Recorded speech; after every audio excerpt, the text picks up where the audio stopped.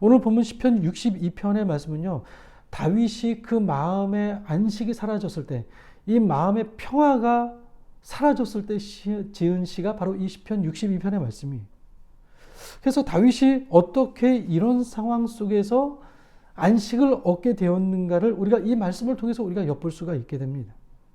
그래서 이 62편의 말씀이 제가 참 개인적으로 굉장히 좋아하고 또 많은 사람들이 또 좋아하는 말씀이 바로 62편의 말씀이 아닐까 생각을 합니다. 바라기는 오늘 이 말씀을 통해서 우리가 우리 마음속에 평화가 사라질 때가 얼마나 많습니까? 삶을 살아가다 보면 지난 한 주도 한번 돌아보시기 바랍니다. 어려울 때도 굉장히 많았죠. 바라기는 우리가 이 62편을 통해서 우리의 마음의 안식과 주님이 주시는 평화를 회복할 수 있는 시간이 될 수 있기를 주님의 이름으로 간절히 축원드립니다. 오늘 시의 배경을 보시면 시편 62편은요. 다윗의 아들이었던 압살롬의 반역으로 인해서 다윗이 아주 극심한 공경에 처해져 있을 때 기록한 시입니다. 그러니까 많은 성경학자들이 그렇게 보고 있습니다. 여러분, 다윗의 마음이 얼마나 힘들었겠습니까? 아들이 아버지를 왕의 자리에서 몰아내고 자신이 왕이 되려 하고 있습니다. 그러니까 좀 더 심하게 얘기하면 아들이 아빠를 죽이고 내가 그 자리에 서려고 하는 것이죠. 다른 사람이 그랬다면 그나마 나을 것입니다. 다른 사람들이 그렇게 나에게 배신을 했다면 그나마 그래도 조금 견딜만 했을 것입니다. 사랑하는 아들이 아버지를 죽이려고 할 때 그 아비의 심정이 어떠했을까 생각하면 그 참담함이란 이루 말할 수가 없었을 것입니다. 다윗의 마음은요, 아마도 지옥에 있었을 거예요.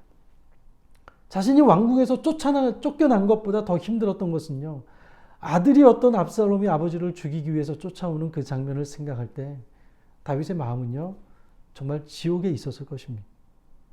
사람이요, 몸이 피곤한 것보다 마음이 피곤한 것이 더 무섭습니다. 몸의 안식보다 마음의 안식이 더 중요하죠. 몸이 아무리 편해도 마음의 안식을 누리지 못하면 피곤한 인생을 사는 거예요.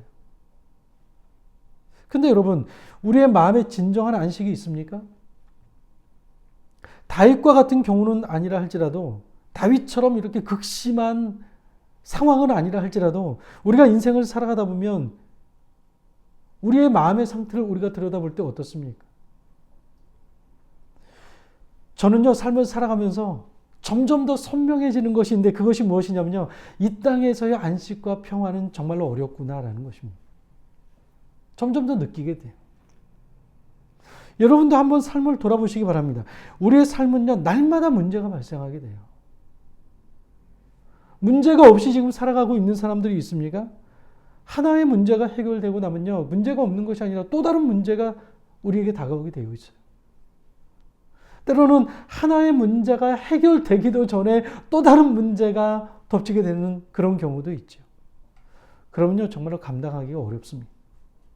그런데 그게 우리 인생이에요. 사람들은 진정한 안식을 얻지 못하기 때문에 거짓된 안식을 찾으려고 애를 쓰고 다니죠. 잠시나마 염려를 잊을 수 있는 것을 찾기 위해서 동분서주하며 다니고 있습니다. 그래서 어떤 사람은 술을 마시기도 하고요. 또 어떤 사람은 여행을 가기도 하고요.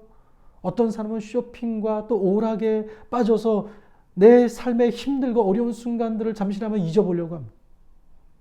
근데 여러분, 우리가 아는 것처럼 이런 모든 것들이 순간적인 안식과 평화를 우리에게 줄지는 모르겠지만 어떻습니까? 전부 다 미봉책에 불과하죠. 잠시 위안은 줄 수 있을지 모르지만 시간이 지나면 어떻게 됩니까? 다시 이전으로 돌아가게 되는 것을 보게 돼요. 아니, 이전보다 더 극심한 근심 가운데 빠지게 되는 것을 보게 돼요. 여러분, 이처럼 우리가 이 땅에서 안식을 얻는다는 것은요, 너무나 힘든 일이고요, 어쩌면 불가능한 일이에요. 오늘 본문 3절을 보시면요, 다윗이 이렇게 고백을 합니다. 3절 같이 한번 읽어보도록 하겠습니다. 시작. 넘어지는 담과 흔들리는 울타리 같이 사람을 죽이려고 너희가 일제히 공격하기를 언제까지 하려느냐. 여기서 우리는 다윗이 지금 처한 상황이 어떠한 상황인가를 좀 알 수가 있습니다. 담과 울타리는 무엇입니까? 우리가 담을 쌓고 울타리를 치죠. 담과 울타리가 하는 역할이 무엇입니까? 우리는 담과 울타리를 칠 때요, 그것이 우리를 보호해 줄 거라고 믿고 담을 쌓고요, 울타리를 칩니다. 그러니까 자신의 안전을 위해서 만드는 것이죠. 그런데 담이 무너지고 울타리가 흔들린다고 합니다. 한마디로 지금 다윗은요, 흔들리는 담과 흔들리는 울타리와 무너지는 담을 통해서 자신의 상태가 지금 어떠한가를 묘사하고 있는 거예요. 매우 불안한 상태에 있다는 거예요, 지금. 다윗은 왕이었습니다. 왕실의 담은 높아요. 왕궁의 울타리는요, 굉장히 넓어요. 당시 다윗은 최고의 권력의 위치에 있었기 때문에 자신을 보호하기 위해서 담을 높이 쌓았을 것이고 울타리를 튼튼하게 쳤을 것입니다. 근데 오늘 3절을 보시면 다윗은 넘어지는 담과 흔들리는 울타리 같이라고 말을 하면서 지금 자신이 처해져 있는 상태를 표현하고 있습니다. 한마디로 매우 불안한 상황 가운데 있었다는 것을 알게 돼요. 실제로 그러했습니다. 다윗은 왕이었지만 지금 어떻습니까? 아들 압살롬과 반역자들로 인해서 지금 왕권이 심하게 흔들리고 있습니다. 그의 궁궐은요, 반역자들이 침입해서 난장판이 되었습니다. 아들 압살롬에 의해서 담이 무너지고 말았습니다. 그렇게 높은 담과 울타리가 아들과 배신자들로 인해서 뚫리게 될 줄은 누가 알았겠습니까? 내가 왕이 되어서 이렇게 높은 담을 쌓고 울타리를 이렇게 넓게 치면 안전할 것이라고 생각을 했지만 그렇지가 않은 거예요. 가장 믿었던, 나를 도와주었던 사람들이 자신을 배신했고 가장 사랑하는 아들이 자신을 배신해서 울타리를 흔들게 만들고요, 담을 허물고 있습니다. 꽤 안전하다고 생각했지만 안전하지 않은 거예요. 여러분, 무엇이 우리를 보호하고 우리를 지켜줄 수 있을 거라고 생각을 하십니까? 무엇이 우리의 삶의 안전을 보장해 줄 수 있다고 생각하십니까? 여러분, 그 어떤 대단한 것들을 구비했다 할지라도 완벽할 수는 없습니다. 안전망을 치고 인맥을 동원해서 울타리를 쳐도 소용이 없습니다. 사람이 만드는 보호벽은요, 부실해요. 한 방에 무너질 수밖에 없습니다. 그러니까 사람들은 울타리를 치고 담을 쌓지만 여전히 불안한 거예요. 통장에 잔고가 그렇게 많이 있음에도 불구하고 불안한 거예요. 왜요? 알거든요. 그것이 나를 지켜줄 수 없다는 사실을 알기 때문에. 불안한 거예요. 대저택에서 살면서 경원이 나를 지켜주는 그런 삶을 살아간다 할지라도 불안해요. 그 어떤 것도 100% 우리에게 안전을 제공해 주는 것이 없다는 사실을 알기 때문에. 하지만 오늘 시편 62편을 보시면 우리가 이런 흔들림과 불안함과 두려움 속에 살아감에도 불구하고 우리가 다시 일어설 수 있는 그 힘의 원천이 무엇인가를 다윗이 오늘 이 말씀을 통해서 우리에게 보여주고 있는 것을 보게 됩니다. 1절을 한번 보시기 바랍니다. 나의 영혼이 잠잠히 하나님만 바라며 나의 구원이 그에게서 나오는도다. 2절을 보시기 바랍니다. 오직 그만이 나의 반석이시오 나의 구원이시오 나의 요새이시니 내가 크게 흔들리지 아니하리로다. 5절을 보시기 바랍니다. 나의 영혼아 잠잠히 하나님만 바라라. 물은 나의 소망이 그로부터 나오는도다. 6절을 보십시오. 오직 그만이 나의 반석이시오 나의 구원이시오 나의 요새이시니 내가 흔들리지 아니하리로다. 다윗의 고백입니다. 1절과 2절과 5절과 6절에서 우리가 확인하는 것이 있습니다. 그것은 상황이 문제가 아니라 문제는요, 갈라져 있는 우리의 마음이 문제라는 거예요. 상황 때문에 어려움이 다가오는 것이 아니라, 물론 상황 때문에 어려움이 다가오지만 그럼에도 불구하고 우리 마음속에 이 평안함을 깨는 것은 상황이 아니라 우리 마음이 문제라는 거예요. 마음이 먼저 흔들려 버리기 때문에 흔들리는 거예요. 여러분, 솔직히 우리는 그만이 오직 하나님만이 나의 반석이십니다. 여러분, 이렇게 고백하고 있습니까? 가만히 내 마음을 한번 들여다보시기 바랍니다. 우리는 하나님이 아닌 다른 것들을 상당히 의지하고 있음을 인정하지 않을 수가 없어요. 가만히 살펴보면. 저도 그렇고 모든 사람들. 물론 하나님을 믿습니다. 그렇지만 여러분, 하나님을 믿고 있지만 어떻습니까? 우리 마음 한켠을 보면 하나님을 믿고 있지만 동시에 하나님만으로는 되지 않는다라는 생각을 우리는 가질 때가 많아요. 하나님만 의지하는 것은 불안하다는 거예요. 완벽하지 않다는 거예요. 그래서 우리는 하나님을 믿고 있지만 하나님 이외에도 또 다른 대안이 있어야 된다고 생각을 할 때가 많다는 거예요. 그런데 오늘 본문의 다윗의 선포를 한번 보시기 바랍니다. 2절과 6절을 다시 한번 보십시오. 오직 그만이 나의 반석이시오 나의 구원이시오 나의 요새이시니 내가 크게 흔들리지 아니하리로다. 오직 그만이 나의 반석이시오 나의 구원이시오 나의 요새이시니 내가 흔들리지 아니하리로다. 다윗은요 2번씩이나 오직 그만이라고 고백을 하고 있습니다. 다른 것은 선택할 수 없다는 거예요. 다른 길이 없다는 것입니다. 길은 오직 하나예요. 무엇입니까? 하나님이에요. 오직 하나. 하나님 외에 다른 것은 모두가 거짓되고 진정한 대안이 될 수가 없다는 거예요. 다윗이 그것을 깨달았어요. 물론 이전에 믿었던 다윗의 믿음도 대단한 믿음이었지만 아들과 그 반역자들이 다윗을 배신하고 도망쳐가는 그 순간에 다윗이요, 이제는 나에게 의지할 것이 하나도 없다는 사실을 알았어요. 아무리 담을 높이 쌓고 울타리를 넓게 쳐도 그것이 나를 보호해 줄 수 없다는 사실을 깨닫고 오직 그만이, 오직 하나님만이 나의 반석이시요 나의 요새가 되신다는 사실을 그가 깨닫고 난 뒤에 고백하는 것이 바로 오늘 2절과 6절의 고백이라는 것입니다. 여러분, 다윗은요 어려움과 고난을 겪으면서 이런 어려움과 고난을 통하여서 다윗이 깨달은 것이 무엇이냐면요, 내가 바라봐야 할 것은 오직 하나님밖에 없다는 거예요. 내가 시선이 머물러야 할 것은 오직 하나님 한 분밖에 없다는 사실을 그가 깨닫게 된 것입니다. 여러분, 우리가 살다 보면 우리의 시선이 분산될 때가 얼마나 많은지 몰라요. 특별히 삶의 고난과 어려움에 빠지게 되면 이전에는 내가 하나님만 바라보고 있는 것 같지만 고난 가운데 빠지게 되면 어떻습니까? 하나님을 바라보는 것이 아니라 다른 것들을 바라볼 때가 얼마나 많은지 몰라요. 하지만 우리는 우리의 시선을 고정해야 됩니다. 오직 하나님만 바라보아야 됩니다. 싱글 포커스를 가져야 돼요. 오직 하나. 그래서 여러분, 신앙 싸움은요, 시력 싸움이에요. 무엇을 바라보느냐.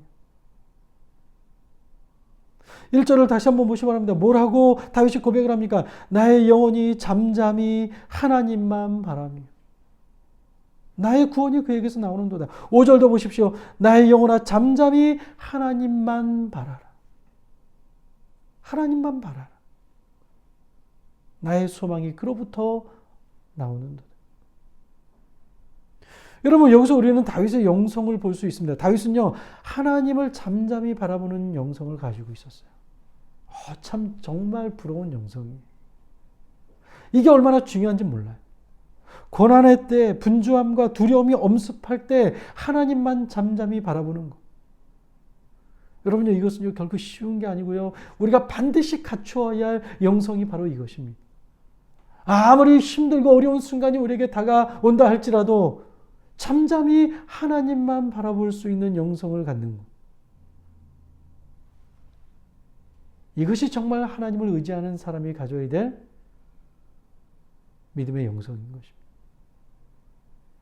여러분, 잠잠해야 하나님의 말씀을 들을 수 있습니다. 하나님의 말씀을 경청하려면 때로는 침묵해야 돼요.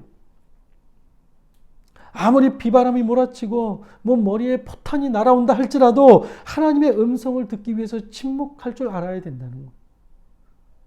근데 이게 참 쉽지가 않아요. 마음이 막 분주하고 두려움이 빠지게 되면요, 그 상황에서 잠잠히 하나님만 바라본다는 것이 얼마나 힘들고 어려운지 몰라요. 웬만한 믿음을 가지고 있지 않으면 할 수가 없어요. 고난이 찾아오면 우리 마음속에 들려오는 소음들이 얼마나 많은지 몰라요. 주변의 사람들의 소리와 내 마음에서 나오는 소리와 얼마나 소음들이 많은지 몰라요. 이런 소음들을 모두가 다 끄고 하나님의 음성을 잠잠히 기다릴 줄 알아야 돼요. 요즘에 이어폰 아주 좋은 이어폰들이 많이 나와요. 뭐라 그러죠? 그거를 노이즈 캔슬링이라 그러나요? 이어폰을 딱 껴도요, 원래 뭐 소리가 막 들리잖아요, 주변 소리가. 근데 노이즈 캔슬링을 딱 켜놓으면 어떻습니까? 딱 조용해지고 핸드폰에서 나오는 소리만 딱 들리게 되는 것을 보여요. 여러분, 우리도요, 믿음의 노이즈 캔슬링이 필요해요. 다른 모든 소리를 다 끄고, 내가 아무리 힘들고 어려운 상황 가운데 있다 할지라도, 전쟁이 일어나 지금 막 사람들이 죽는다고 난리를 친다 할지라도, 모든 소음을 다 끄고 오직 하나님의 음성을 들을 수 있는 잠잠히 기다리는 그 믿음. 물론 우리가 큰 소리로 기도해야 될 때도 있죠. 하지만 더 많은 경우에, 제가 볼 때 더 많은 경우에 우리는 침묵할 줄 알아요. 우리가 침묵할 때 하나님의 음성을 듣습니다. 침묵하며 기다리는 시간을 통해 하나님은 우리에게 말씀하실 때가 참으로 많아요. 지금 다윗의 상황을 보시기 바랍니다. 다윗은 매우 어려운 상황 가운데 있습니다. 생명이 왔다 갔다 하는 기급한 상황이에요. 그럼에도 다윗이 선택한 것은, 야, 어떻게 하지? 지금 이 순간에 내가 무엇을 선택해야 하지? 하면서 분주하게 다니는 것이 아니라 다윗이 선택한 것은 오직 하나예요. 하나님을 기다리는. 잠잠히. 다윗은 우리와 달랐습니다. 우리는 긴급한 상황에서 하나님을 기다리기보다는 내가 무엇을 해야 되는가를 먼저 생각을 해요. 하지만 다윗은요, 긴급한 상황이었기 때문에 대충 기다릴 수가 없었어요. 더 잠잠히, 더 적극적으로 하나님을 기다려야 했던 거예요. 근데 이게 중요하죠. 아무 문제가 없을 때 잠잠히 하나님을 기다리는 건 누구나 할 수 있어요. 하지만 우리가 바쁠수록 더 기도해야 되는 것처럼 위급한 상황이 다가왔을 때 더욱더 우리가 잠잠히 기도해야 되는 이유가 바로 여기에 있는 거예요. 11절을 보시면요, 다윗은요, 하나님 말씀의 위력을 알았어요. 이 말씀의 위력을, 하나님이 말씀하시면 그 말씀의 힘과 능력이 얼마나 큰가를 알았기 때문에 다윗은요, 이렇게 위급한 상황 가운데 하나님을 잠잠히 기다릴 수 있었던 것입니다. 때문에 다윗은 압살롬과 대적들이 다윗을 죽이기 위해 달려오지만 적들과 싸우기 위해서 뭔가를 한 것이 아니라요, 하나님께 기도하며 잠잠히 하나님을 기다렸던 것입니다. 여러분, 위기의 순간에 내 힘으로 무엇인가 하려 하지 말고요, 하나님께 먼저 기도하시기를 바랍니다. 기도는 하나님의 능력을 믿고 하나님을 신뢰하고 있다는 표현이에요. 하나님의 능력을 믿지 못하면 기도할 수 없어요. 잘 보십시오. 기도하지 않는 사람은요, 잘 보십시오. 하나님의 능력을 믿지 않는 사람이에요. 분명해요, 그것은. 하나님이 위대하시며 하나님의 능력이 크시다는 것을 믿지 않는 사람들은 절대로 기도 안 해요. 그러면 결국엔 무리수를 두게 되는 거예요. 여러분, 어쩌면 우리는요, 조금 전에도 말씀드렸지만 우리 마음속에 이 저변에는요, 하나님만으로는 충분하지 않다는 생각이 깔려 있어요. 우리 마음 저변에. 물론 그렇게 말하지는 않아요. 겉으로는 하나님을 찬양합니다. 하나님을 의지합니다. 하나님이 전부입니다. 하나님만을 내가 바라보겠습니다라고 고백을 하지만, 그러나 우리 내면을 잘 보시면 내가 선택하고 내가 행동하고 내가 결정하는 것들을 잘 보면요, 하나님만으로는 만족하지 않다는 표현을 할 때가 많아요. 하나님께 능력이 있으신 것처럼 인정하지만 하나님도 실수할 수 있고 하나님도 까먹을 수 있다고 생각하면서 이건 내가 반드시 해야 된다고 생각하며 하나님을 의지하기보다 사람을 의지하고 물질을 의지하고 내 능력을 의지하고 경험을 의지했던 때가 얼마나 많은가 모릅니다. 이 모습이 우리의 솔직한 모습일 거예요. 하지만 여러분, 우리가 하나님의 자녀가 된 순간부터 우리는요, 모험이 시작된 거예요. 모험이 무엇입니까? 아직 가보지 않았지만, 해보지 않았지만 믿고 행동으로 옮기는 것이 모험이에요. 그걸 모험이라고 하죠. 이미 해본 거를 또 하는 건요, 모험이 아니에요. 해보지 않았지만, 가보지 않았지만 그 길을 선택하고 그것으로 발걸음을 옮기는 것이 모험이라는 것이죠. 그래서 여러분, 믿음은 모험이에요. 신앙생활은 모험과 같아요. 모험이 없는 사람은요, 믿음이 없다고 말할 수 있어요. 여러분, 생각해 보십시오. 적들이 공격해 올 때 지금 아들과 대적들이 다윗을 공격해 오고 있습니다. 그런데 여러분 그 순간에 하나님이 나를 도우실 것을 믿고 가만히 있는다? 쉬운 일이겠습니까? 결코 쉬운 일이 아니에요. 세상 사람들이 볼 때는 멍청한 결정이에요. 어리석은 결정이에요. 왜요? 가만히 있으면 죽잖아요. 뭔가라도 해야지. 때문에 하나님의 음성을 구하기보다 무기를 들고 싸우는 것이 지금은 더 현명하고 바른 선택이라고 생각할 수가 있어요. 여러분, 우리는 지금 최첨단 과학의 시대를 살아가고 있어요. 모든 것이 측정 가능해요. 요즘 챗 GPT라는 게 나왔죠. 인공 AI가. 얼마나 대단한지 몰라요. 웬만한 의사가 진단을 내리는 것보다 다른 사람들이 한 30분, 1시간 진단할 거 챗 GPT는 5분도 안 돼서 결정을 해요. 웬만한 사람이 쓰는 논문보다 훨씬 더 좋대요. 설교문도 만들어준다고 하던데요, 요즘에는. 얼마나 대단한지 몰라요. 여러분, 이런 시대를 살아가는 우리가 우리 눈에 보이지 않는 하나님을 믿고 하나님을 바라며 하나님을 기다린다는 것은요, 매우 어리석은 것 같아요. 왜냐하면 너무나도 측정 가능한 게 많고요. 우리가 무엇을 먼저 해야 되는가에 대해서 너무나도 정확하게 우리에게 알려주는 것들이 많기 때문에 그래요. 하지만 이런 상황 가운데 남들이 뭐라 해도, 남들이 어떤 선택을 해도 내 인생의 위기의 순간에 하나님을 선택하며 하나님을 가만히 바란다는 것은 결코 쉬운 일이 아니에요. 하나님을 100% 신뢰하지 않고서는 결코 할 수 없는 일이죠. 그런데 오늘 다윗을 보시기 바랍니다. 2절과 6절 다시 한번 보시기 바랍니다. 2절과 6절 같이 한번 읽어볼까요? 시작. 오직 그만이 나의 반석이시요 나의 구원이시요 나의 요새이시니 내가 크게 흔들리지 아니하리로다. 오직 그만이 나의 반석이시요 나의 구원이시요 나의 요새이시니 내가 흔들리지 아니하리로다. 오직 그만이 나의 반석이라고 2번이나 고백하면서 다윗은요, 아무리 힘들고 아무리 어려운 순간이라 할지라도 누가 나에게 뭐라고 한다 할지라도 다윗이 선택한 것은 오직 그만이, 오직 하나님만 의지하겠습니다. 이 고백을 던지고 있는 것을 보게 돼요. 여러분, 근데요, 하나님을 의지하였을 때 그 결과가 어떻게 되었습니까? 반전이 일어났습니다. 어떻게 일어났습니까? 2절 마지막 부분에 보면 어떻게 합니까? 내가 크게 흔들리지 아니하리로다. 6절 마지막에도 내가 흔들리지 아니하리로다.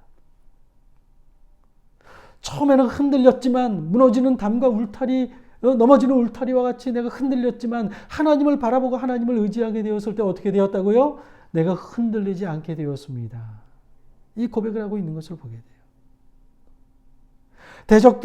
다윗은 적들에게 둘러싸여 있습니다. 3절에서 다윗은 담이 넘어지고 울타리가 흔들리는 듯 했지만 달라졌습니다. 그 이유가 무엇입니까? 하나님께서 나의 반석이 되시고 구원이 되시고 요새가 되신다는 확신이 그에게 들어왔기 때문에 어떻게 했을 때요? 오직 그만 바라보게 되었습니다.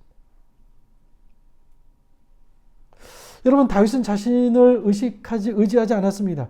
다윗은 흔들리는 것을 붙잡지 않았습니다. 다윗은 흔들리지 않는 것을 붙잡으려고 했죠. 반석과 요새는요, 흔들리지 않아요.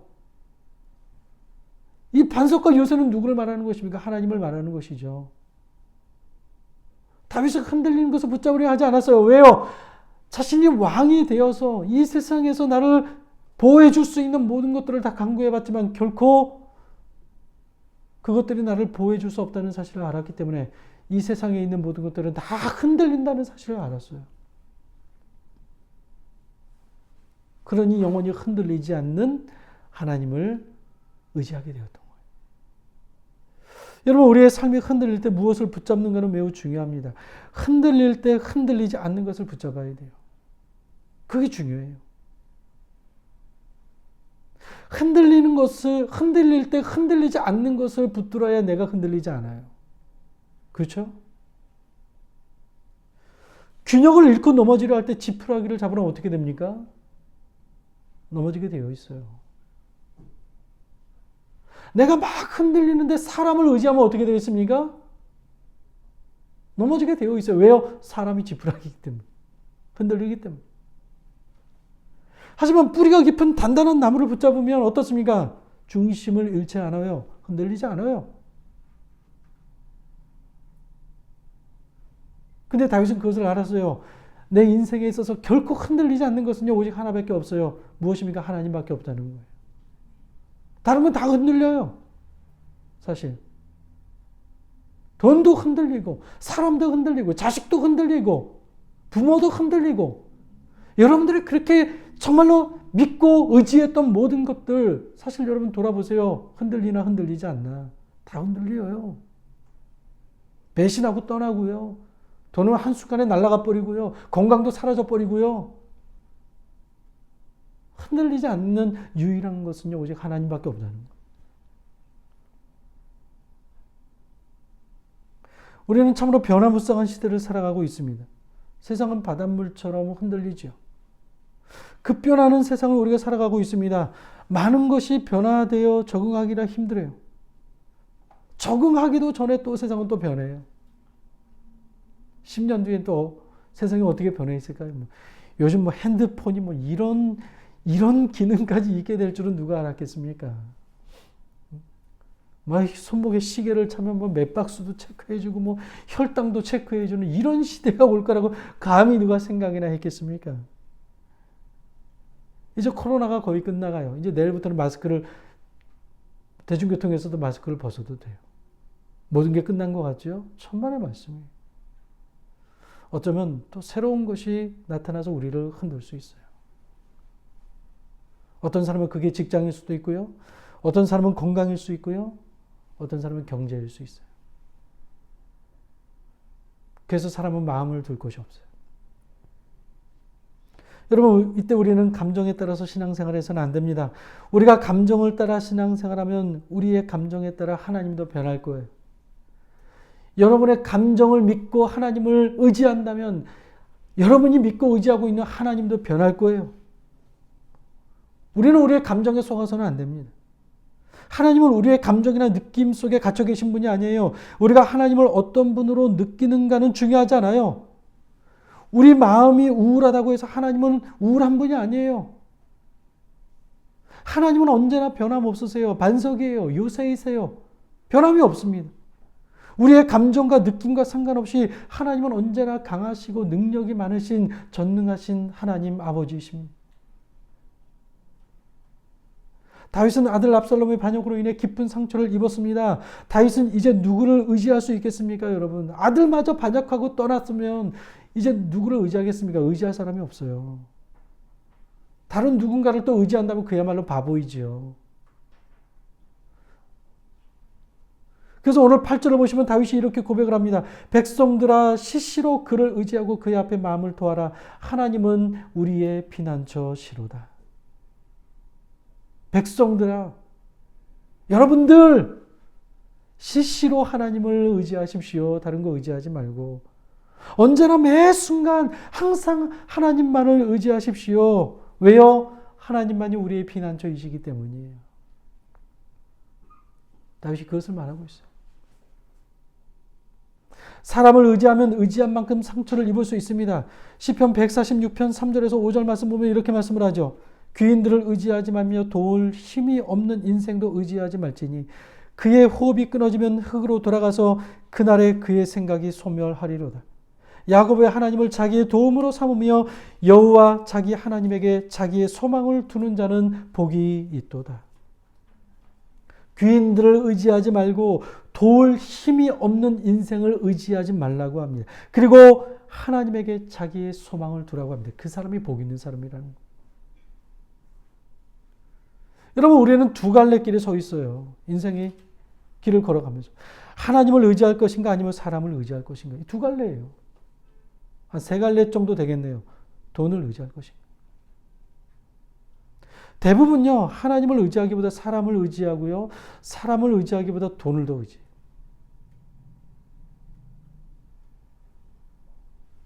그리고 전문가를 의지하죠. 뭔가 뛰어난 전문가, 그 분야에서 전문가들. 그래서 누가 전문가인가? 누가 권력을 가지고 있는? 어디에 줄을 서야 할 것인가 늘 생각하며 주판을 챙기며 살아가고 있습니다. 근데 여러분, 사람을 의지할수록 초라해집니다. 왜냐하면 사람은 믿을 수 없는 존재이기 때문에. 오늘 9절 10절을 보시기 바랍니다. 같이 읽어볼까요? 시작. 아 슬프도다. 사람은 입김이며 인생도 속임수이니 저울에 달면 그들은 입김보다 가벼우리로다. 포악을 의지하지 말며 탈취한 것으로 허망하여지지 말고 재물이 늘어도 거기에 마음을 두지 말지어다. 입김은요 금방 사라져 버리는 거예요. 한겨울에 호하고 불면 입김이 나오지만 어떻습니까? 이내 사라져 버리게 돼요. 다윗은요 인생을 가리켜 입김보다 가볍다고 합니다. 아담의 후회는 동일해요. 한 줌의 재와 같아요. 먼지와도 같아요. 힘 있는 사람을 의지하지 말고 재물이 들어도 거기에 마음을 두지 말라고 합니다. 왜요? 저울에 달면 입김보다 가볍기 때문에. 인생의 입김인데요. 저울에 달면 그 입김보다 가벼운 것이 우리 사람이고 돈이라는 거예요. 여러분, 우리는 하나님만 의지해야 합니다. 우리는 시시로 하나님을 의지해야 합니다. 사람에게 마음을 토하지 마십시오. 사람에게 마음을 토하면요, 그것이 올무가 되어서 나에게 다시 돌아오게 되어 있어요. 우리는 하나님께 우리의 마음을 토해야 됩니다. 그의 앞에 마음을 토하라는 말은요, 하나님 앞에 우리의 마음을 쏟아 부으라는 말이에요. 하나님 앞에. 괜히 사람한테 가가지고 이렇게 얘기하지 마시고요. 제발 하나님께 가서 마음을 토하십시오. 마음을 토한다는 것은 속에 있는 것을 다 쏟아내라는 거예요. 마음 속에 있는 것을 솔직하게 표현하라는 것입니다. 이것은요, 기도하라는 말보다 더 강력한 표현이죠. 여러분, 우리가 이렇게 하나님께 마음을 토할 때 하나님께서 우리의 모든 것을 받아주시고 우리를 책임져 주실 것입니다. 사랑하는 여러분, 제발 사람에게 마음을 토하지 말고 하나님께 마음을 토하시기를 바랍니다. 사람은 오직 하나님에게만 마음을 토해야 됩니다. 왜냐하면 하나님만이 우리의 문제를 해결해 주실 수 있기 때문이에요. 하나님밖에 없습니다. 하나님 이외의 길은 없습니다. 하나님 이외의 답은 없어요. 그러므로 모든 문제를 가지고 하나님 앞에 나아가 하나님 앞에 마음을 토하시기를 바랍니다. 우리의 반석이 되시며 요새가 되시는 하나님께서 우리에게 참된 안식과 평안을 누리게 하실 것입니다. 어쩌면 오늘 이 시간 예배를 드리며 또 영상을 보며 마음에 흔들리는 마음으로 말씀을 들으시는 분들도 계실 것입니다. 여러분, 다른 거 절대로 의지하지 마시고, 여러분들이 지금 의지하려고 했던 거 전부 다 끊으시고, 오직 오늘 다윗처럼 하나님을 바라보시고 하나님을 의지하시고 하나님 앞에 여러분들의 마음을 토하시기 바랍니다. 살아계신 하나님께서 반드시 우리와 함께 하시고 우리를 인도해 주심으로 말미암아 오늘 다윗이 고백한 것처럼 흔들리지 않는 믿음의 삶을 살아가도록 우리를 책임져 주시고 인도해 주실 줄로 믿습니다. 함께 기도